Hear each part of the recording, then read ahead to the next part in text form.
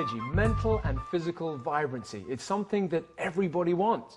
However, most people don't do whatever it takes in order to get it, mainly because they don't really understand how to get it or have a full understanding of how the human body works, especially when it comes to different types of diseases of the human body.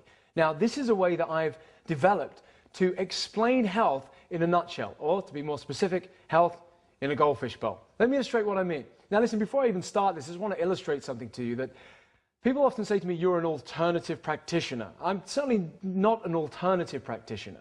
I'm just somebody who got healthy through the power of fruits and vegetables, and I'm just trying to teach people to do the same. Equally, I'm not against medical practice either. I mean, if you have medical down one end, alternative down the other, and it's not me sitting on the fence, I'm pretty much somewhere in the middle. I see that sometimes medical intervention is absolutely necessary. However, I want to illustrate, above all, we need to clean the environment where our cells bathe for optimum nutrition in order to get healthy that way first. And then if medical intervention then needs to play a part, then maybe look into that. Let me illustrate what I'm saying. It's much easier if I just illustrate it by means of two friends of mine. This is Flipper and Nemo. No fish will be hurt in the making of this little DVD. Now listen, if these fish are swimming around in this bowl of clean water, now the chances are they will live a disease-free life.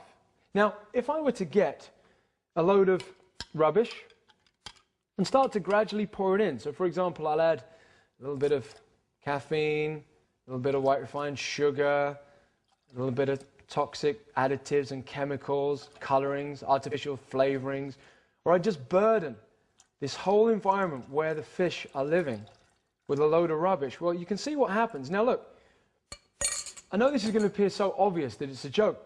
If the fish were to continue to live in this environment, they're clearly going to suffer in some way. But because nature made it that whatever survival mechanism that we have is immediately kicked in, so regardless of almost what we do to the body, it will inevitably do whatever it needs to survive. Health comes second.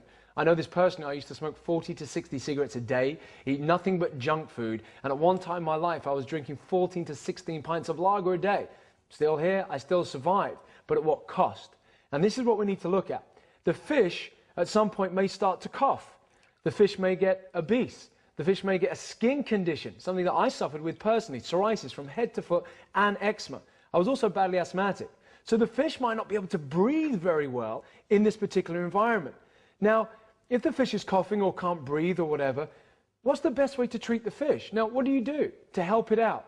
Well, medical intervention will say, give a pill to the fish in order to stop it coughing. But remember, the coughing is a warning light telling the body, do something about it because I am hurting in some way.